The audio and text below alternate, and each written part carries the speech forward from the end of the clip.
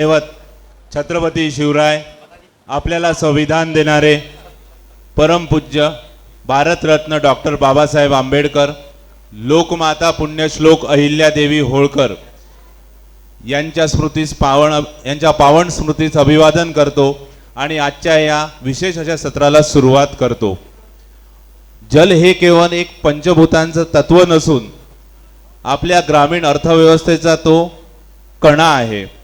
तर लोकमाता पुण्यश्लोक अहिल्यादेवी होळकर यांनी त्यांच्या कार्यकाळात जो जल व्यवस्थापनाचा आदर्श आपल्याला दाखवून दिलेला होता, तर तोच वारसा आता आपण जपण्याचं काम करतोय।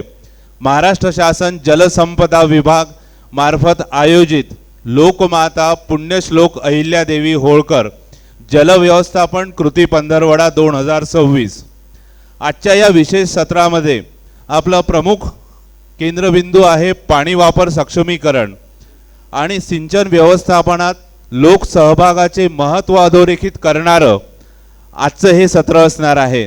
तर आजच्या या विशेष सत्राला आपल्याला उद्घाटक अध्यक्ष म्हणून लाभलेले माननीय प्रकाश पाटील साहेब यांना मी विनंती करतो त्यांनी व्यासपीठावरील आपले स्थान ग्रहण करावे। तसेच आजचे प्रमुख पाहुणे माननीय श्री संदेश समर्थ साहेब, ज्यांनी मुंबई विद्यापीठ ते गोंडवाना विद्यापीठ या ठिकाणी पाणी वापर संस्थांचं एक सक्षमीकरण करून एक मोलाचं असं कार्य केलेलं आहे। त्यांनी सुद्धा व्यासपीठावरील आपलं स्थान ग्रहण करावं असं मी त्यांना विनंती करतो। यानंतर आजच्या या सत्रात ज्यांचं मोलाचं मार्गदर्शन लाभलेलं आहे, ज्यांच्या प्रदीर्घ अनुभवातून पाणी वापर संस्था सक्षमीकरण असो, जल व्यवस्थापनाचं कार्य असो, असे माननीय श्री मनीषजी भानवे साहेब यांनी सुद्धा मंचावरील आपलं स्थान ग्रहण करावं अशी मी त्यांना विनंती करतो। यानंतर आजचं हे सत्राच्या आयोजनात ज्यांची प्रमुख भूमिका आहे असे माननीय श्री गणेश राठोड साहेब, कार्यकारी अभियंता, आजच्या कार्यक्रमाचे आयोजक यांनी आपलं मंचावरील स्थान स्वीकारावं अशी मी त्यांना विनंती करतो।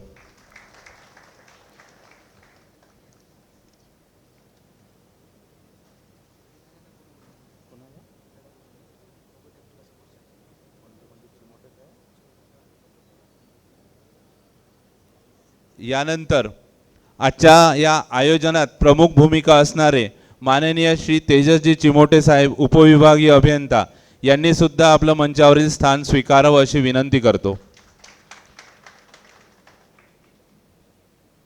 या जल व्यवस्थापनात ज्यांची महत्त्वाची भूमिका राहिलेली आहे असे माननीय श्री बोरोले साहेब, उपकार्यकारी अभियंता यांनी सुद्धा मंचावर आपले स्थान स्वीकारावे अशी मी त्यांना विनंती करतो।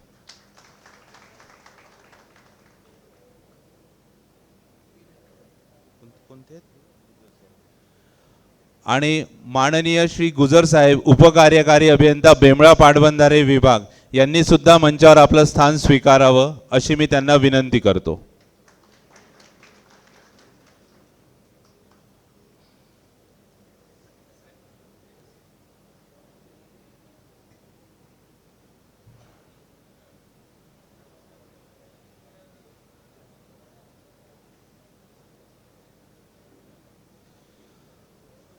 आपल्या या कार्यक्रमात यानंतर मी श्री माननीय वाईलकर साहेब, उपविभागीय अभियंता यांना सुद्धा विनंती करतो त्यांनी मंचावरील आपलं स्थान स्वीकारावं।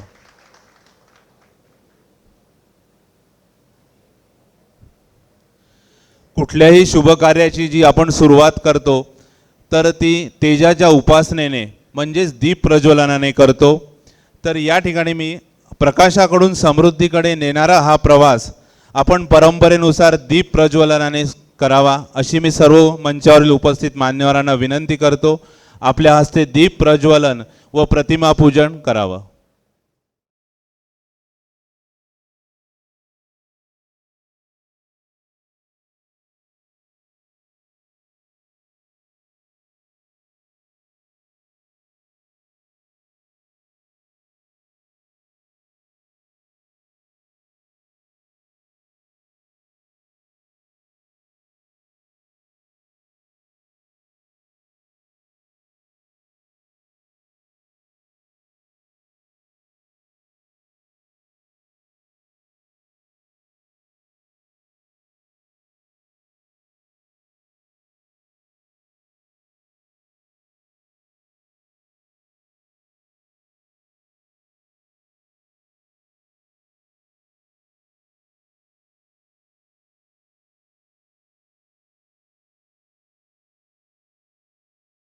आपल्या शुभ हस्ते झालेल्या या पूजनामुळे या कार्यक्रमाला एक सकारात्मक ऊर्जा मिळालेली आहे आणि मी सर्व मान्यवरांना विनंती करतो पुन्हा एकदा आसनस्थ व्हावं. पाणी व्यवस्थापनामध्ये ज्यांचा प्रदीर्घ अनुभव आहे, तांत्रिकदृष्ट्या ज्यांनी अनेक प्रकल्प पूर्ण करण्यात ज्यांचा मोठा हातभार राहिलेला आहे, असे माननीय श्री अधीक्षक अभियंता श्री प्रकाश पाटील साहेब यांचं स्वागत आजच्या कार्यक्रमाचे आयोजक माननीय श्री गणेश राठोड साहेब करतील अशी मी त्यांना विनंती करतो.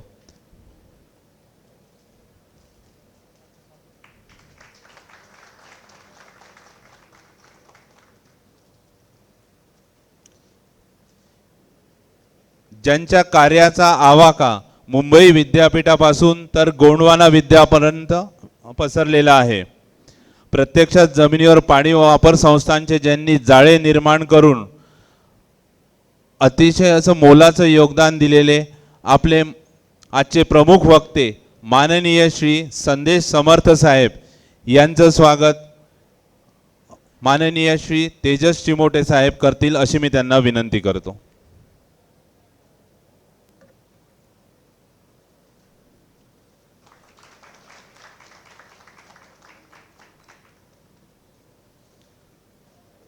साधना ज्ञानाची आणि प्रचिती कर्माची, ज्यांच्या ज्ञानाचा उपयोग करून प्रत्यक्ष कार्यक्षेत्रात काम करून सिंचन व्यवस्थेला एक नवीन दिशा देणारे असे आपले प्रमुख मार्गदर्शक माननीय श्री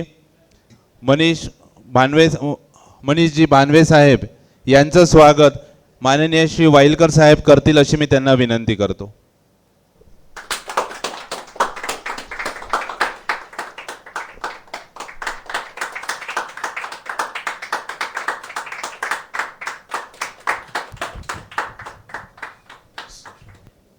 यानंतर आजच्या कार्यक्रमाचे आयोजक माननीय श्री गणेश राठोड साहेब यांचा सत्कार श्री आशिष राठोड साहेब करतील अशी मी त्यांना विनंती करतो.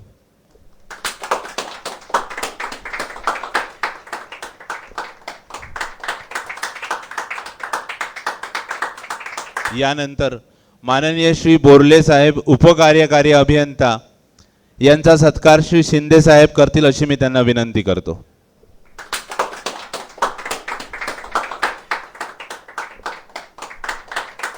यानंतर माननीय श्री वाईलकर साहेब यांचा सत्कार श्री डोले साहेब करतील अशी मी त्यांना विनंती करतो.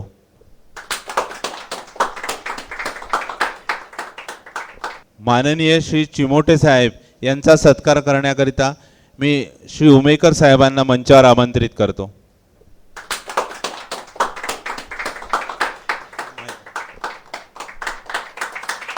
यानंतर माननीय श्री शर्मा साहेब उपकार्यकारी अभियंता यांचा सत्कार करण्याकरता मी श्री अजय राठोड साहेबांना आमंत्रित करतो. सन्मान हा केवळ व्यक्तीचा नसून त्यांनी केलेल्या कार्याचा आणि त्यांच्या पदाचा गौरव आहे. आता यानंतर आजच्या या कार्यक्रमाचा मूळ उद्देश, कार्यक्रमाची रूपरेषा जाणून घेण्याकरिता आजच्या कार्यक्रमाचे आयोजक माननीय श्री गणेश राठोड साहेबांना मी प्रास्ताविकाकरिता इथे आमंत्रित करतो. माननीय श्री गणेश राठोड साहेब. नमस्कार. आजच्या या पाणी वापर संस्था सक्षमीकरण चर्चासत्र कार्यशाळा या कार्यक्रमाचे अधीक्षक अभियंता श्री पाटील साहेब आणि आजचे प्रमुख पाहुणे संदेश समर्थ पाणी वापर संस्था अभ्यासक आणि श्री मनीषजी भानवे सचिव ज्ञान साधना शिक्षण संस्था व इतर सर्व मान्यवर, आपल्या या जलसंपदा विभागामार्फत पुण्यश्लोक अहिल्याताई होळकर जल व्यवस्थापन कृती पंधरवडा 2026 आपण 15 एप्रिलपासून तर 30 एप्रिलपर्यंत आपल्याला साजरा करायचा आहे. या कार्यक्रमाच्या अनुषंगाने आपल्या जलसंपदा विभागाशी संबंधित पाणी वापर संस्था हा अतिशय महत्त्वाचा विषय आपल्यासाठी आणि या विषयाच्या अनुषंगाने आपल्याला आपले पाणी वापर संस्थेमध्ये कार्यरत असलेले श्री संदेश समर्थ आणि श्री मनीषजी भानवे हे आपल्याला अतिशय मोलाचं मार्गदर्शन करणार आहे. तरी या अनुषंगाने याचा फायदा आपल्याला निश्चितच होणार आहे, कारण भविष्यामध्ये आपले प्रकल्प जवळजवळ पूर्ण होत आलेले आहे आणि आपल्याला पाणी वापर संस्था या विषयाच्या अनुषंगाने पाणी वाटप हे पाणी वापर संस्थेमार्फत करायचं आहे आणि पाणी वापर संस्था ही सक्षम झाली पाहिजे, पाणी वापर संस्था ही स्वतःच्या पायावर उभी राहिली पाहिजे. या अनुषंगाने आपल्याला ते अतिशय मोलाचं मार्गदर्शन करतील आणि मी त्यांना विनंती करतो की त्यांनी निश्चितच आपल्याला चांगलं मार्गदर्शन करतील. धन्यवाद. आज या सोहळ्याचा संकल्प आपल्या सर्वांपर्यंत पोहोचलेला आहे. पुन्हा एकदा धन्यवाद सर.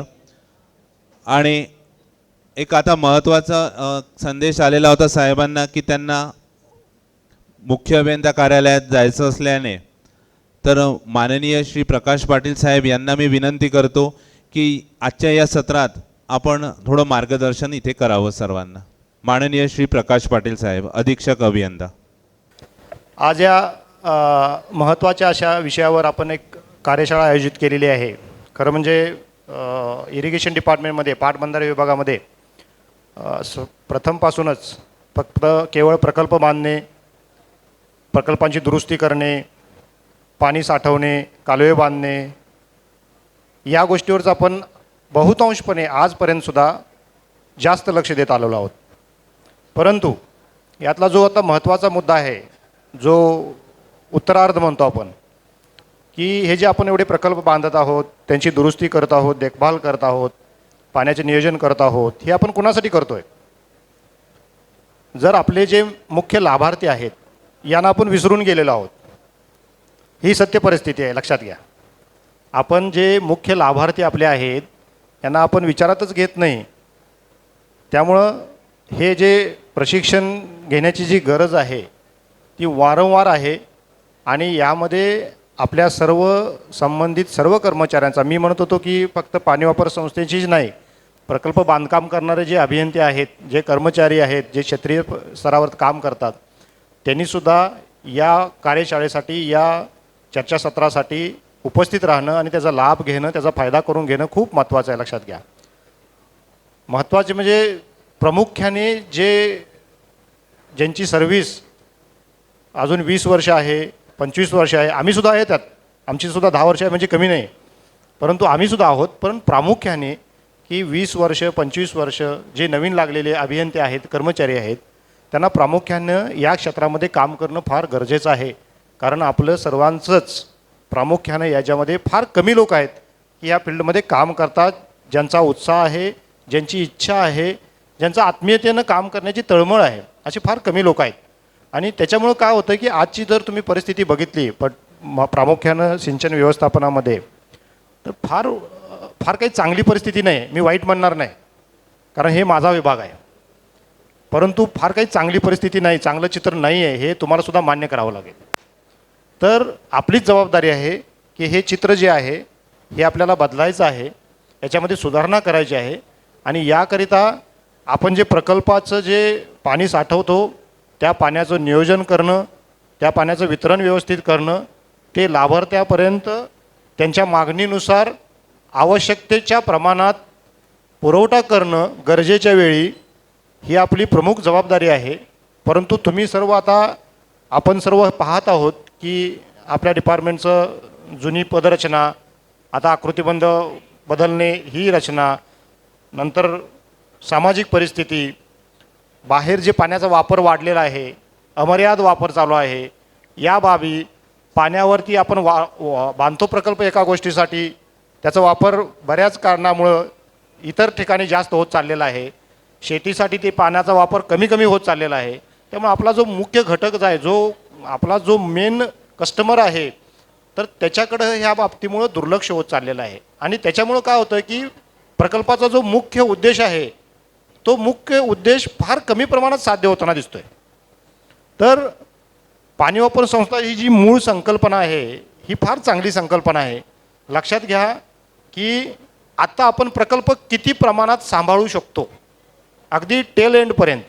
आणि तोच जर प्रकल्प आपण एका चांगल्या शेतकऱ्यांच्या समूहामध्ये जर तो हस्तांतरित केला तर आपली जबाबदारी यामध्ये कमी होणारच आहे, परंतु यामध्ये शासनाचा सुद्धा फायदा आहे आणि प्रकल्प व्यवस्थापन करण्यामध्ये आपल्याला त्याचं सहकार्य लाभणार आहे. लक्षात घ्या. आपण हे अमान्य करता कामा नये, हे आपण मान्यच करत नाही, आपली बुद्धीच मान्य करत नाही. मी सांगतो, स्पष्ट सांगतो, हे पुढचं चित्र फार वाईट असणार आहे. हे जर प्रकल्प वेळेत आणि चांगल्या लोकांच्या हातात जर हस्तांतरित नाही झाले तर आपली जी कार्यक्षमता आहे ती लिमिटेड आहे. लक्षात घ्या मित्रांनो, की आपली कार्यक्षमता तेवढी सज्जड नाही आहे. आपण शेवटच्या घटकापर्यंत आपण पोचून त्याचं समाधान करू शकत नाही आजच्या परिस्थितीमध्ये. तुम्हाला ते शक्य नाही. इतर इतक्या जबाबदाऱ्या आहेत तुम्हाला, त्या सर्व जबाबदाऱ्या सांभाळून ते करणं भविष्यामध्ये फार कठीण आहे. आणि याकरिता आपल्याला पाणी वापर संस्था स्थापन करणे, त्यांना सक्षम करणे आणि आपलं जे कार्यक्षेत्र आहे, आपली जी प्रकल्पाची जी उपयोगिता आहे ती साध्य होण्याकरिता ते त्यांच्याकडे हस्तांतरित करणं आणि त्याचा वापर योग्य होणं हे फार गरजेचं आहे. याच्याकरिता आपण शासनच नाही, समाजातले NGOसुद्धा, आपणसुद्धा विविध पद्धतीनं प्रयत्न करत असतो, परंतु त्याला अपेक्षित असा प्रतिसाद मिळत नसतो. आता प्रतिसाद मिळणं हे फक्त आपल्या हातात नाही आहे, केवळ शेतकऱ्यांच्या हातात नाही आहे, केवळ पॉलिटिकल विल असून उपयोग नाही, तर याच्यामध्ये सर्वांचा सहभाग, शेतकरीसुद्धा आले, याच्यामध्ये सर्वांचा सहभाग चांगल्या पद्धतीनं असणं गरजेचं आहे. आणि याकरिता आपण जलसंपदाचे कर्मचारी म्हणून ही जबाबदारी प्रामुख्यानं घ्यायला पुढं आलं पाहिजे असं माझं मत आहे. याच्यामध्ये आपण कमी पडतो आहोत. आणि याकरिता आपण बाहेरचे जे प्रशिक्षक आहेत, बाहेरच्या ज्या संस्था आहेत, याकरिता आपण त्यांची मदत घेत आहोत. तर त्यांच्या मदतीनं हा कार्यक्रम, हे सक्षमीकरण, ही चळवळ फार चांगल्या पद्धतीनं पुढं नेणं गरजेचं आहे. नाहीतर भविष्यामध्ये आपल्याला आपल्या प्रकल्पांचं, आपल्या पाण्याचं नियोजन आणि त्याचा कार्यक्षमतेने वापर करणं फार कठीण होणार आहे. लक्षात घ्या, आपणच आपल्या डोळ्यापुढे विदारक चित्र निर्माण करत जाणार आहे. तर याकरिता हे असं होऊ नये. अधिक चांगल्या पद्धतीनं या पाण्याचं व्यवस्थापन, त्याचं नियोजन आणि शेतकऱ्यांना त्याचा पूर्ण क्षमतेने लाभ मिळणं फार गरजेचं आहे. त्यांना सक्षम करणं गरजेचं आहे. पाणी वापर संस्था जर सक्षम झाल्या तरच आपले प्रकल्पाचं व्यवस्थापन योग्य पद्धतीनं भविष्यात होणार आहे. नाहीतर ते एवढं अमर्याद होईल, आपल्या हाताच्या बाहेर जाण्याची शक्यता आहे. तर वेळीच आपण सर्वांनी लक्षात घ्या, जे यंग आहेत, जे नवीन आहेत, त्यांनी याच्यामध्ये रुची घेणं गरजेचं आहे. लक्षात घ्या, हा विषय फार सोपा आहे, परंतु काय झालं आहे, त्याला इतकं असं वेगळं स्वरूप गेलेलं आहे. हे केवळ आणि केवळ फक्त आपल्या दुर्लक्षामुळे नाही, त्याला इतर घटकही कारणीभूत आहेत. पण आपण आपली जबाबदारी आपण पेलूया.